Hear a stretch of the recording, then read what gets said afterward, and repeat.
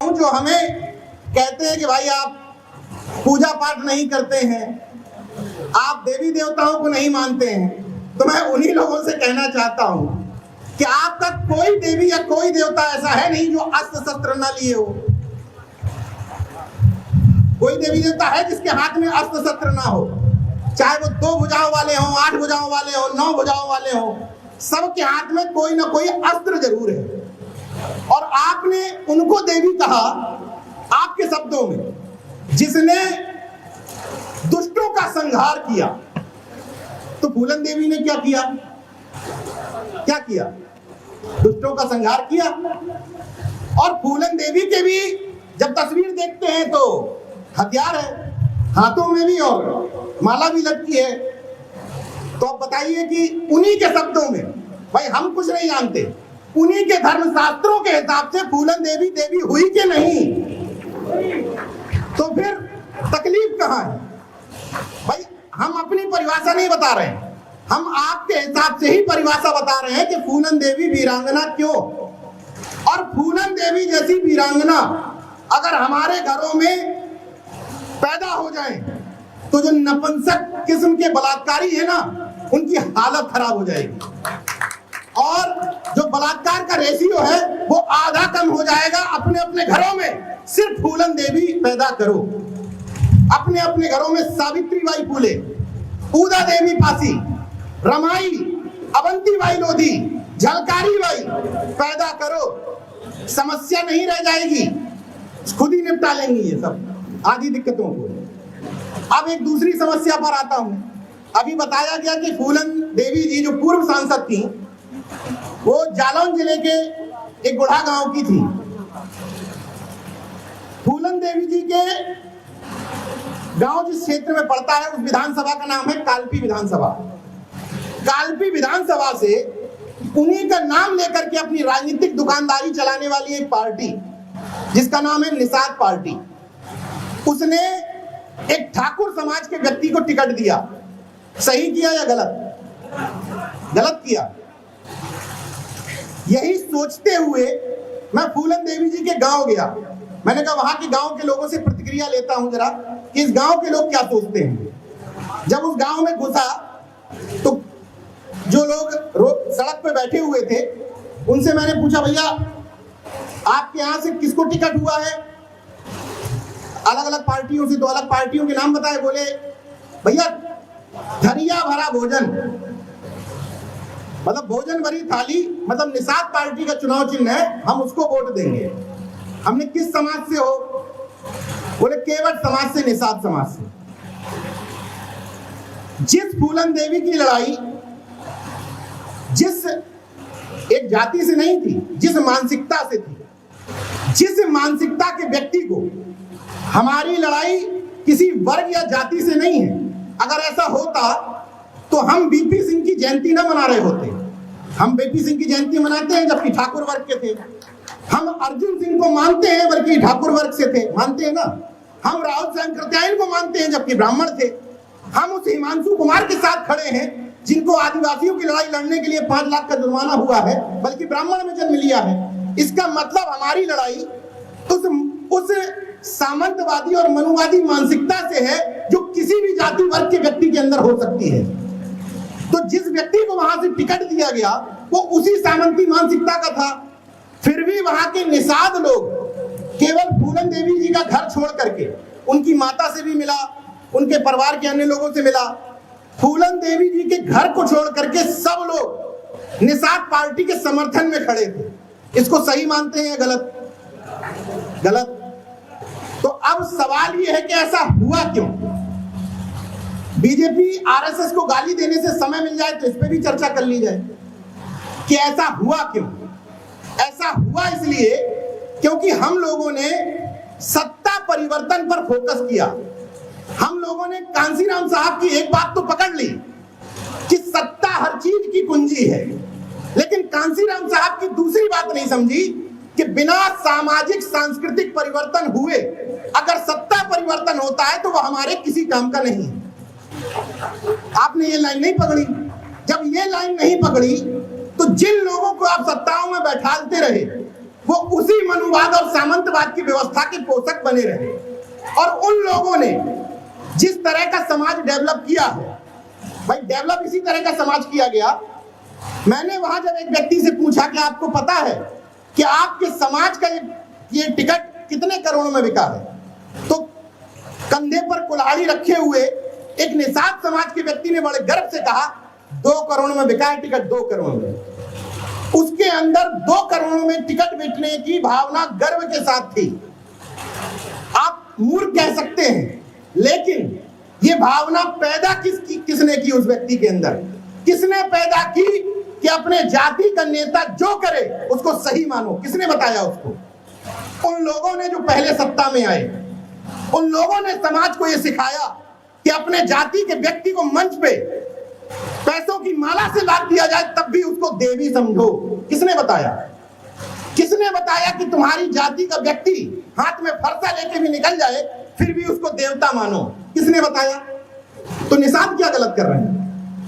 तुमने अभी तक सिखाया ही यही है। और अभी निषाद छोड़िए, अभी प्रजापति भी यही करेंगे, अभी विश्वकर्मा भी यही करेंगे। क्यों? क्योंकि जो जातियां अपने आप को छत्रत्व के बोध तले दबाए हैं, कुर्मी और अहीर, इन्होंने किया ही यही है। इन्होंने समाज को दिया ही यही है, घनघोर जातिवाद। इन 2 जातियों की सबसे बड़ी जिम्मेदारी है कुर्मी और यादव की। क्यों?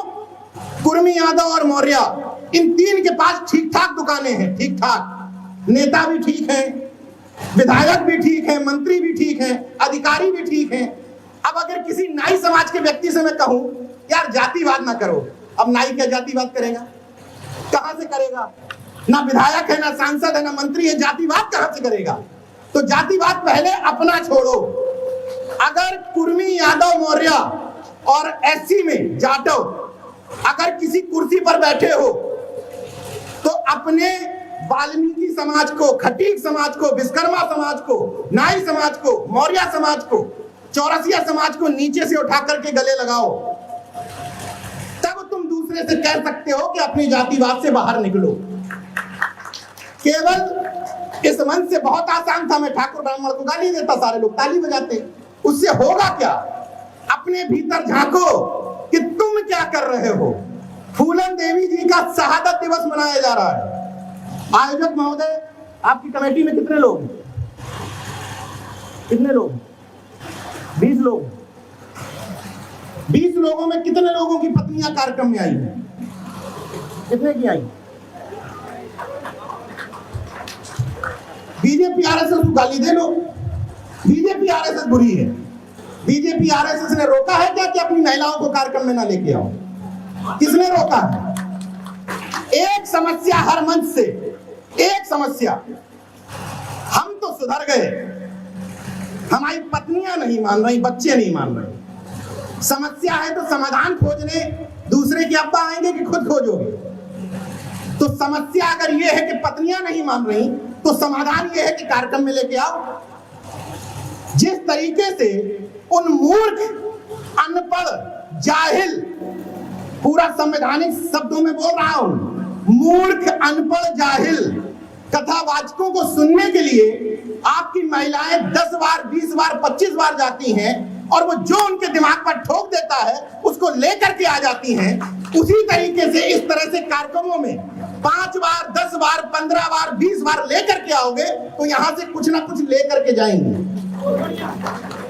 मगर अफसोस, कार्यक्रम से निकलो, बीजेपी आरएसएस को गाली दो। इन महिलाओं को क्या मतलब है लेटरल एंट्री से? क्या ज्ञान दूं लेटरल एंट्री पर? इन महिलाओं को क्या समझाऊं कि निजीकरण से आपका आरक्षण छीना जा रहा है? आधे से ज्यादा लोग तो नौकरी में होंगे ही नहीं। जिनकी नौकरियों में लेटरल एंट्री और निजीकरण से खतरा है उनको तो पता है कि कौन दुश्मन है। जिसको बताना है कि कौन दुश्मन है उसके मन की बात ही नहीं हो रही है।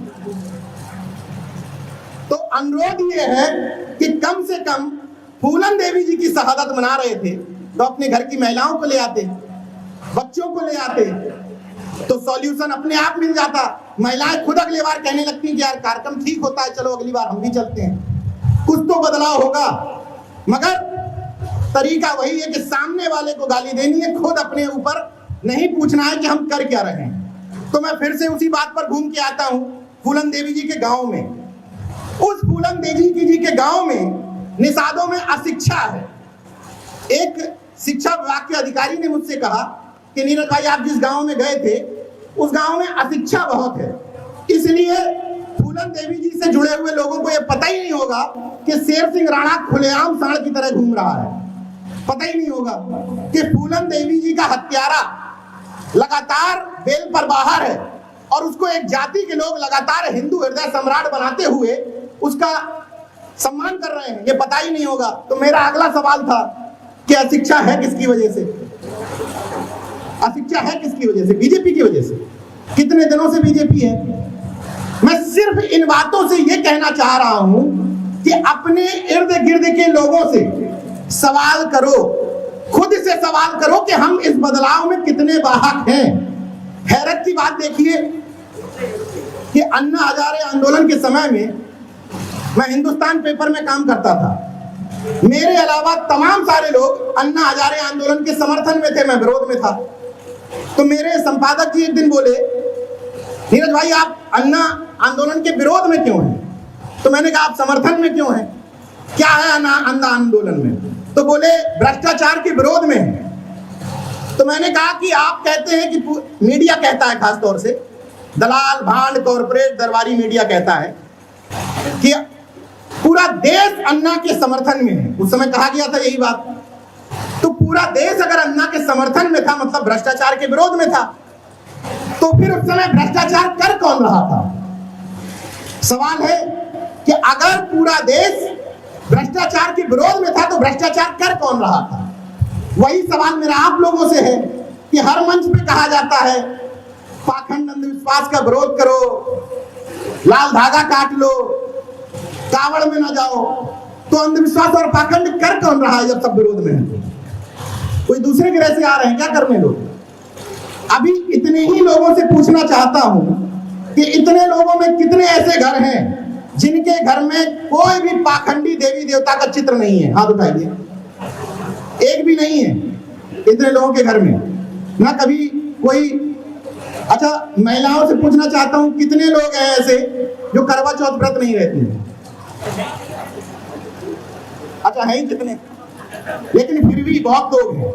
तो आप लोगों से अनुरोध है कि अपने जैसी महिलाएं तैयार करिए और उन महिलाओं को कार्यक्रम में लेके आइए और बताइए कि हम इतने सालों से करवा चौथ नहीं रह रहे हैं, हमारे पति देव अभी भी जीवित हैं। हमारी पत्नी नहीं रहती लेकिन हम तो जीवित हैं। तो इन प्रैक्टिकल को अपने मन में नहीं समेटना है, लेकिन धीरे धीरे इन बातों को चर्चा जरूर करना है, ये आपकी जिम्मेदारी बनती है। दूसरा सबसे महत्वपूर्ण सवाल है, इस मंच पर एक बदलाव हुआ है और उस बदलाव को अगर आप समझ पा रहे हैं तो ये समझिए कि जयंती है फूलन देवी की, लेकिन मुख्य अतिथि हैं लक्ष्मण यादव, दूसरे अतिथि हैं महेंद्र लोधी जी, तीसरे अतिथि हैं नीरज भाई पटेल जी और अमृता बौद्ध जी उसका अध्यक्षता कर रही हैं एक महिला होकर के। तो कुछ बदलाव समझ में आ रहा है। जब ये समस्या है कि बहुजन एकता आएगी कैसे, वो आएगी, संत जी ने अभी सुनाया ना कि संत जी जैसे लोगों के गीतों से आएगी। संत जी ने बड़ा दिल दिखाना होगा, बड़ा दिल। केवल अपनी अपनी जाति के महापुरुषों को पूजने से बहुजन यूनिटी नहीं बनेगी, बड़ा दिल दिखाना होगा, एक स्टेप आगे बढ़ना पड़ेगा। और सुनील निषाद जी, गुरु निषाद जी ने जो आज किया, जिस जाति का महापुरुष उस जाति का मुख्य अतिथि और अध्यक्षता कतई नहीं होनी चाहिए, ये हर कार्यक्रमों में शुरू करिए। बदलाव के बाहर खुद से बनिए, तब हम उन विषयों पर चर्चा कर पाएंगे कि यूनिवर्सिटीज में, अभी लक्ष्मण जी ये सब कुछ बताएंगे कि यूनिवर्सिटीज में किस तरीके से असिस्टेंट प्रोफेसर की भर्तियां होने से रोका जा रहा है, किस तरीके से सरकारी सिस्टम में आप लोग ना आ पाए उससे रोका जा रहा है। लेकिन उसको रोकने के लिए केवल मसीहा मत तलाशिए।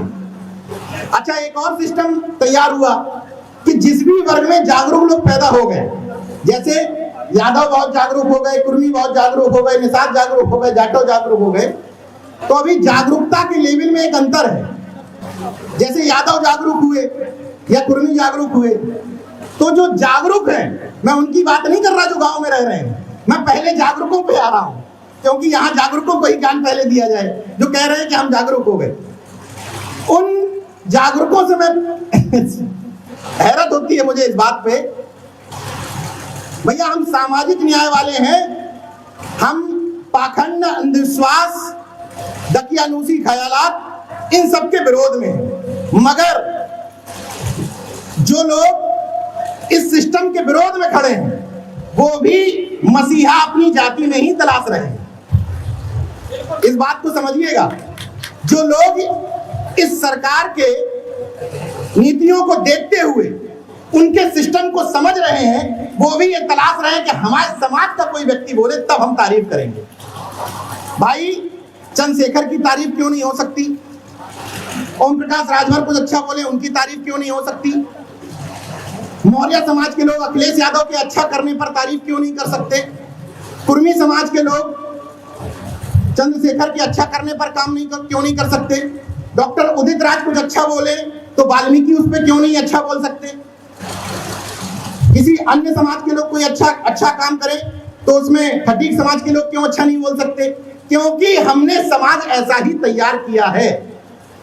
हमने अभी तक समाज को ऐसे ही तैयार किया है कि या तुम उनकी तरफ खड़े हो, और जब उनके विरोध में खड़े हो तो तुम ढूंढ रहे हो कि हमारे लिए यादवों का सामाजिक न्याय तब है जब लक्ष्मण यादव कुछ बोल दे, तब वो सामाजिक न्याय की बात है। और कुर्मियों का सामाजिक न्याय तब है जब नीरज पटेल कुछ बोल दे। या हम लोग तो बहुत छोटी चीज है, अखिलेश यादव साल डेढ़ साल में कुछ भी बोल दे, भैया यार बोल दो, वही वीडियो हम लोगों को दिखाएंगे। एक बार बोल दो यार भैया, जातिवार जनगणना पे एक लाइन बोल दो, उसी से दुकानदारी चल जाएगी। अनुप्रिया पटेल जी से संसद में कुछ तो बोल दो, 2 साल में 3 साल में कुछ बोल दो, वही वीडियो दिखा के कहेंगे देखो बीजेपी के साथ इसलिए है। ये सामाजिक न्याय है। इस सामाजिक न्याय को बदलना है। इसलिए बदलना है कि जब तक जाति के आधार पर वोट बैंक की बपौती बने रहोगे, तब तक जाति के नेता को यह पता रहेगा कि चाहे फरसा पकड़ ले और चाहे त्रिशूल पकड़ ले, चाहे गणेश पकड़ ले सूंड वाले, ये वोट बैंक हिलेगा नहीं, क्योंकि ये सामाजिक न्याय हम में ही ढूंढता है। और जब ये क्रॉस कर दो, क्रॉस कि जो समाज का नेता, समाज का व्यक्ति अच्छा करेगा, हम उसकी तारीफ करेंगे, उसके बारे में फेसबुक पे लिखेंगे, उसको कार्यक्रमों में बुलाएंगे, तो इनकी हालत खराब हो जाएगी, इनकी मजबूरी हो जाएगी काम करना। चंद्रशेखर आजाद ने, ओम प्रकाश राजभर ने, डॉक्टर उदित राज जैसे लोगों ने, दिलीप मंडल जी जैसे लोगों ने खूब काम किया, लेकिन अखिलेश जी को पता है कि तुम बेटा जाओगे कहां। कितनी भी गाली दे लो, कितना भी कह लो कि ये ललई यादव को तो जानते ही नहीं है, ये तो श्री कृष्ण वाले हैं, ये तो परशुराम वाले हैं, कितना भी कह लो, एंड में आओगे यही। इस धारणा को बदलना है। केवल मंचों पर सत्ता पक्ष को गाली देने से व्यवस्था परिवर्तन नहीं होगा। हमारी आपकी जिम्मेदारी है कि जो सत्ता है वो है, जो है उसको 5 साल झेलना है, तो उसको झेलते हुए हम समाज तैयार करेंगे। ये हम सबकी जिम्मेदारी है कि हम अच्छे समाज के लिए काम करेंगे ना सब लोग अच्छे समाज के लिए। और जितने लोगों ने यहाँ हाथ उठाया कि हमारे घरों में कोई भी पाखंड का प्रतीक नहीं है, तो कम से कम हम अपने आस पड़ोस गली मोहल्ले के लोगों को ये समझाएंगे कि हम इस तरीके से पाखंड के प्रतीकों को अपने घर में इस्तेमाल नहीं होने देंगे। एक और निवेदन करना है मुझे कि अभी तक, हाँ, एक और बदलाव हुआ इस मंच पर। अभी तक पिछड़े और दलित वर्ग के लोगों ने, कभी ऐसा हुआ है कोई कार्यक्रम कि कभी प्रोफेसर या पत्रकारों को अतिथि या मुख्य अतिथि बनाया जाता हो? कभी हुआ है ऐसा? इक्का दुक्का कार्यक्रम होंगे। अभी तक पिछड़े और दलित नेता को ना, वही कह रहा हूं कि अभी तक खूब ट्राई मारा आपने, नकारे नेताओं को, कायर नेताओं को मंचों पे बैठाला। अभी तक खूब ट्राई कर लिया आपने। अधिकारी, देखिए, जिनको लोग जाति महासभाएं कहते हैं, मुझे हैरत होती है कि जाति की महासभाएं क्यों कही जाती हैं। कुर्मी महासभा, कुशवाहा महासभा, निषाद महासभा, कोई भी जाति की महासभा, जाटव महासभा, क्या कभी किसी सिपाही अगर अयोध्या जिले में कोई कुर्मी जाति का सिपाही आता है तो क्या कुर्मी महासभा सिपाही से पूछनी जाती है कि भैया कोई कमरे की जरूरत हो तो हमें बता देना? कभी जाती है पूछने? पूछने किससे जाते हैं? भैया हमारे जिले में डीएम आ गए हैं, कुर्मी है क्या, इनको बुके दे आए जाकर के। ये कौन सा जातिवाद है? मंत्री हो गए, उनके साथ फोटो खिंचवा लें, हाथों से लड्डू खा लें, ये कौन सा जातिवाद है? जातिवाद करना है तो अपने ही समाज के कमजोर लोगों के घर में बस्ता पहुंचाओ, किताबें पहुंचाओ, फ्री में एडमिशन करवाओ, उन लोगों को स्कूल की राह दिखाओ, जिन लोगों के बच्चे पढ़ नहीं पा रहे हैं उनके लिए फीस की व्यवस्था करवाओ, ये जातिवाद है। उनके घर के बच्चों को एडवोकेट्स बनवाओ, पत्रकार बनवाओ, ये जातिवाद है। ये कौन सा जातिवाद है जो महज डीएम और मंत्रियों के इर्द गिर्द घूमता रहता है? ये किस टाइप का जातिवाद है बताइए? कोई जाति महासभा हो जो कभी लेखपाल से पूछती हो कि भैया हमारे जिले में पोस्टिंग हो के आए हो, कोई तकलीफ हो तो बता देना। पूछने किससे जाएंगे? एसडीएम से। अरे एसडीएम को क्या जरूरत है यार तुम्हारे जातिवाद की? चार उसके पीछे आगे पीछे वैसे ही टहल रहे हैं, लेकिन बुके लेके जाओगे एसडीएम के लिए। तो मेरा कहने का अभिप्राय सिर्फ इतना है कि पहले खुद से सवाल करो, खुद अपने अपने जाति के सिस्टम से बाहर निकलो। वो लोग जो दावा करते हैं कि हम 25 साल से 30 साल से जाति बंधन से मुक्त हो चुके हैं, उन लोगों से पूछो कि उन्होंने अपनी जाति छोड़ करके खटीक और वाल्मीकि में कितनी शादियां की हैं? कभी की हैं? भाई हम तो मूर्ख हैं, हम तो ओबीसी वाले तो मूर्ख होते हैं, कावड़ होते हैं, धर्म के अंधे होते हैं, बीजेपी के गुलाम होते हैं। जब मैं इस तरह की बात कभी फेसबुक पे लिख देता हूं तो कहते हैं जाओ अपनी अनुप्रिया पटेल से पूछो।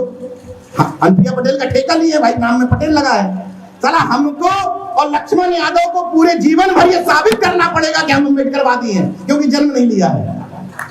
हमको पग पग पे साबित करना पड़ेगा कि हम अम्बेडकरवादी हैं। और दूसरी तरफ जिन्होंने जन्म ले लिया उन्होंने कहा हम 30 साल से अम्बेडकरवादी हैं। खटीक में शादी की है, वाल्मीकि में शादी की हो अपने घर में किसी की, बंगी में मेहतर में शादी की हो अपने घर में किसी की, एक उदाहरण है एक। फिर किस बात के अम्बेडकरवादी हो? क्योंकि जन्म लिए हो। तो तुम्हारे जन्म लेने में और उस ब्राह्मण के जन्म लेने में जो कहता है कि मैं जन्म से श्रेष्ठ हूं, मैं जन्म से पुजारी हो गया हूं, क्या फर्क है दोनों? क्या फर्क है दोनों? इसलिए मेरा अनुरोध है कि हम चूंकि अर्जक संघ के लोग हैं, हम लोग अम्बेडकरवादी लोग हैं, हम लोग जितने भी देश में तमाम सारे, देखिए एक और अनुरोध कर लेता हूं, एक बड़ी समस्या होती है हम लोगों में, ईगो बहुत जल्दी हर्ट हो जाता है। ओबीसी एससी का ईगो तो इतना थोक में होता है कि साला छत ना टूट जाए, इतना ईगो टकराता है। इसी मंच से जिन लोगों ने कार्यक्रम में 2-3% भी सहयोग किया होगा और इस मंच से अगर उनका नाम नहीं लिया जाएगा तो है कार्यक्रम बेकार। कार्यक्रम में कुछ था ही नहीं, वही लोग आ गए, आधी कुर्सियां खाली पड़ी नहीं पीछे से, कुछ हुआ ही नहीं कार्यक्रम में, और उसी व्यक्ति को मंच पे बुलवा दो। अरे शानदार कार्यक्रम, इससे बढ़िया कार्यक्रम तो आज तक फैजाबाद में कभी हुआ ही नहीं। इन छोटी छोटी बातों से उबर जाओ, इसलिए क्योंकि सामने जो है ना उसका इतना बड़ा दिल है, इतना बड़ा, और तुम्हारे लोगों का इतना सा दिल है, इतना सा। जब तक किसी को स्पेस नहीं दोगे, जब तक 10 लोगों के कार्यक्रम में 6 जातियों को शामिल नहीं करोगे, जब तक वैचारिक रिश्तेदारी नहीं बढ़ाओगे, वैचारिक रिश्तेदारी का मतलब समझ रहे हैं? वाल्मीकि भी मेरा रिश्तेदार हो सकता है, खटीक भी हो सकता है, पासी भी हो सकता है, ये वैचारिक रिश्तेदारी है। और जन्मजात रिश्तेदारी वो होती है जो आपको जन्म से मिली है, भले ही वो आपके विचारों का हो ना हो। तो इस वैचारिक रिश्तेदारी को आगे बढ़ाने की जिम्मेदारी हम सबकी ही बनती है। इसलिए मैं छोटी छोटी चीजों पर अनुरोध करना चाहता हूं, बिना बीजेपी और आरएसएस को गाली दिए हुए, कि हम लोग अगर अपने अपने ईगो को छोड़ दें और ये बात छोड़ दें कि फलाने बैनर में किसके संगठन का नाम डला है। एक अनुरोध करता हूं आपसे, कोई ऐसा गांव या कोई ऐसा आस पड़ोस नहीं होगा जिसके अगल बगल में आप लोगों का विरोध ना चलता हो। कंफर्म होगा किसी ना किसी से, होगा ही होगा। और ये भी तय है कि वो ओबीसी एससी का होगा, आपके जाति का भी होगा। तो अब ये समस्या, नीरज भाई आप ज्ञान तो बहुत देते हैं, आप बताओ हमारे गांव में कुर्मी मौर्या से लड़ रहा है, क्या कर लोगे आप समझाओ अपने कुर्मियों को आके। हम ठेका लिए हैं भाई, पटेल लगा है। हमारे गांव में कुर्मियों ने जाटो लोगों को मार दिया, अब क्या करोगे आप? इसके लिए एक अनुरोध कर लेता हूं कि ठेकेदारी तो किसी के पास नहीं है, ठेकेदारी तो आपको जिनने दे रखी है वो आपके वोटों से मंत्री बने बैठे हैं, पति पत्नी दोनों, और तमाम गुलाम देव टाइप के लोगों को बार बार कई सारे पद दिए जा रहे हैं। 12 साल के लड़कों के चरण भी धो रहे हैं, कुछ लोगों को स्टूल पे बैठा दिया जा रहा है, कुछ लोगों का घर गंगा जल से धुलवाया जा रहा है। ठेकेदारी तो उनको दे रखी है, हम लोगों को क्या दिया है? आज तक यहाँ बैठे लोगों में से बता दो कभी किसी से वोट या नोट मांगा हो? किसी ने दिया है वोट या नोट? तो ठेकेदारी हमारी कैसे हो गई? क्योंकि हम बोलते हैं। तो चलो ठीक है, हमने अपनी ठेकेदारी स्वीकार की। उसके लिए एक अनुरोध है कि गांव, मोहल्ले, पड़ोस और ऑफिस के अंदर सबके आपस में क्लैश होते हैं, सबके, उन झगड़ों को नहीं सुलझाया जा सकता। कोशिश करिए कि मनमुटाव कम हो, मगर जब वही व्यक्ति, ये बीजेपी आरएसएस से सीखा है मैंने, जब वही व्यक्ति आरक्षण के लिए, जातिवार जनगणना के लिए, निजीकरण के खिलाफ में, लेटरल एंट्री के विरोध में जब खड़ा हो तो चुपचाप उसके कार्यक्रम में जाके सपोर्ट कर दो। ये सीखा है मैंने। आपसी झगड़े कितने भी कर लो, जिन लोगों को आप गाली देते हो उनके आपस में कितने भी क्लैश हो, लेकिन जब उनको ये पता होता है कि मोहल्ले में हमें पिछड़े या दलित समाज के किसी व्यक्ति को दबाना है तो एक हो जाते हैं कि नहीं? ऐसा नहीं है कि उनमें आपस में झगड़े नहीं है, उनमें भी हजारों संगठन हैं, मगर जब आपको नुकसान पहुंचाना होता है, अपने सवर्ण आरक्षण को लागू करवाना होता है, तब सब एक हो जाते हैं। वैसे ही आप खूब लड़ लो, पट्टीदारी का झगड़ा कर लो, 2 इंच 1 इंच की जमीन के लिए भी लड़ लो, लेकिन जब मुद्दों की बात हो तब एक हो जाओ, चुपके से समर्थन कर दो। मैं तो यहाँ तक कहता हूं कि अपने कानों से सुन लो कि फलाना व्यक्ति आपका विरोध कर रहा है, आपके लिए उल्टा सीधा बक रहा है। मैं अपने से बता रहा हूं, कई लोगों को मैं सुन चुका हूं कि यार नीरज भाई बहुत अकड़ में रहते हैं, अपने घमंड में रहते हैं, फिर भी अगर वो व्यक्ति जातिवार जनगणना पर कार्यक्रम करेगा तो अपना पैसा लगा के जाऊंगा उसके कार्यक्रम में। हमें बीजेपी आरएसएस से कुछ मत सीखो, बड़ा दिल करना सीख लो। कितना भी तुम कह लो कि राष्ट्रपति मुखौटा है, भाई इतना तो कंफर्म है कि जब बीजेपी आरएसएस आपके किसी व्यक्ति को चुनती है तो उसमें कुछ क्वालिफिकेशन फिक्स है। जैसे उसको मूक बधिर होना चाहिए, अपने समाजों की समस्याओं पर मुंह खोलने वाला ना होना चाहिए, अपने भाषणों में बीच बीच में राम को ले आने वाला, महाभारत के पात्रों को ले आने वाला होना चाहिए, अपने भाषणों में बीच बीच में पौराणिक काल्पनिक चीजों का वर्णन करना चाहिए, दकियानुसी होना चाहिए, वैज्ञानिक अवैज्ञानिक सोच रखने वाला होना चाहिए, तो पाखंड पोंगापंथ को बढ़ावा देने वाला होना चाहिए। समाज में भाई ये बात हो सकता है कि असंवैधानिक हो, लेकिन फिर भी कहूंगा और ठोक के कहूंगा क्योंकि मेरी रिसर्च है। पूर्व राष्ट्रपति जब राष्ट्रपति भवन से बाहर निकले, जब रिसर्च करिएगा, एक भी बात बिना रिसर्च के नहीं बोलता हूं। पूर्व राष्ट्रपति महोदय जब राष्ट्रपति भवन से बाहर निकले तब कहीं ना कहीं माथा टेकने और अपनी बेइज्जती करवाने जरूर गए। रिसर्च कर लीजिएगा इस बात। जब उनको राष्ट्रपति भवन से निकाला गया तब कहा गया कि अपने समाज को गुलाम बनाने के लिए माथा टेकने जाओ। मौजूदा राष्ट्रपति महोदय को हमें गर्व है कि हमारे समाज की कोई महिला राष्ट्रपति बनी है, हमें भी गर्व है, लेकिन हमें शर्म है कि उस महिला के राष्ट्रपति बनने के बाद इन अनपढ़ जाहिल ब्राह्मणों की ये हिम्मत हो गई कि उसको शुद्धिकरण करे। मुझे शर्म है इस बात पर। जितना गर्व है उससे ज्यादा कहीं शर्म है कि उस महिला की डिग्निटी, उस महिला की काबिलियत ये है कि राष्ट्रपति उम्मीदवार घोषित करने के बाद वो नंदी के कान में मनोकामना मांगने जाए। मुझे शर्म है इस बात पर कि वो झाड़ू लगाने जाए राष्ट्रपति का उम्मीदवार बनने के बाद। क्योंकि अंतर समझिए, बहुत सारे लोग मुझसे सवाल करते हैं, उसका जवाब दे देता हूं। बहुत सारे लोग कहते हैं कि बीजेपी में भी तो हमारे समाज के नेता हैं, उनका समाज विरोध क्यों नहीं करता है, राष्ट्रपति आदिवासी बना दिया, उनका समाज विरोध क्यों नहीं करता है, प्रधानमंत्री ओबीसी बना दिया, उनका समाज विरोध क्यों नहीं करता है, कैबिनेट मंत्री इतने बना दिए।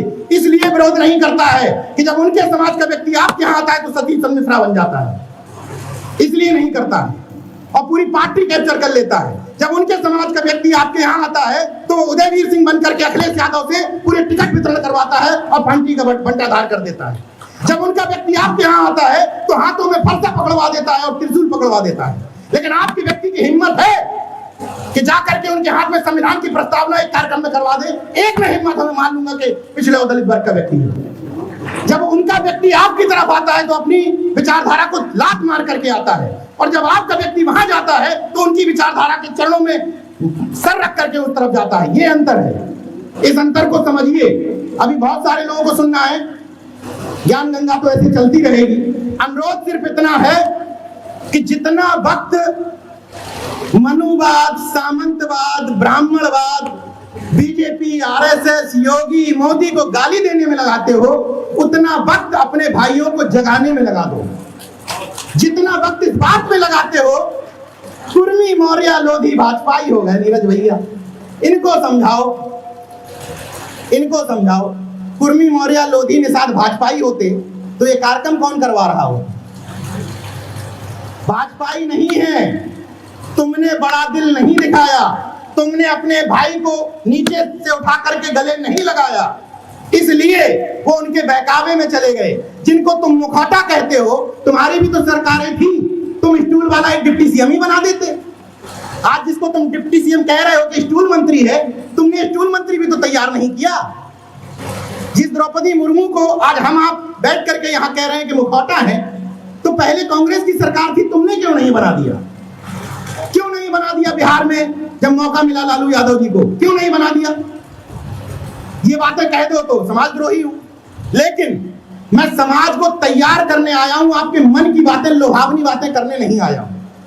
मैं चाहता हूं कि अंदर से, भीतर से हमारा सब समाज तैयार हो। अर्जक संघ के कुछ लोग बैठे हैं, यहाँ बैठे हैं, सीबी पटेल जी वगैरह तमाम लोग बैठे हुए हैं, हंस रहे हैं, वो समझ रहे हैं कि आगे क्या बात करूंगा। पूछिए सीबी पटेल जी से। सार्वजनिक मंच पे ये बात नहीं कहनी चाहिए, लेकिन कह रहा हूं। सीबी पटेल जी ने ये बात इसलिए प्रूफ के साथ कह रहा हूं कि मैं जो बोल रहा हूं मैं वैसा ही जीवन जीता हूं। सीबी पटेल जी ने मुझे अर्जक संघ के कार्यक्रम में आयोजित किया, मैं कार्यक्रम में नहीं आया था। आया था लखनऊ के कार्यक्रम में आया था मैं, क्यों नहीं आया था बता दीजिए? मैं बता देता हूं, क्योंकि कार्यक्रम का आयोजन कुर्मी छत्री भवन में था, और मैंने इनसे कहा कि मैं छत्री कुर्मी हूं ही नहीं, मैं शूद्र हूं। पूछिए, सामने बैठे हैं। सीबी पटेल जी ने प्रतापगढ़ में कार्यक्रम रखा, लक्ष्मण भैया और मुझे बुलाया। उस कार्यक्रम में तादाद से ज्यादा कुर्मी थे। मैंने पूछिए टोका था कि नहीं टोका था? मैंने कहा नहीं आऊंगा कार्यक्रम में, इसमें कुर्मी ज्यादा है। ये भावना पैदा करनी पड़ेगी। केवल दूसरे के जातिवाद पर सवाल उठाने से काम नहीं बनेगा। छत्रित्व पता क्या होता है? जो अपने ऊपर, 2 मिनट बोल दूं, जो अपने ऊपर छत्रित्व लादे रहते हैं, कुर्मी छत्री, अहीर छत्री, मौर्य छत्री, और निषाद भी जल पचाड़ छत्री,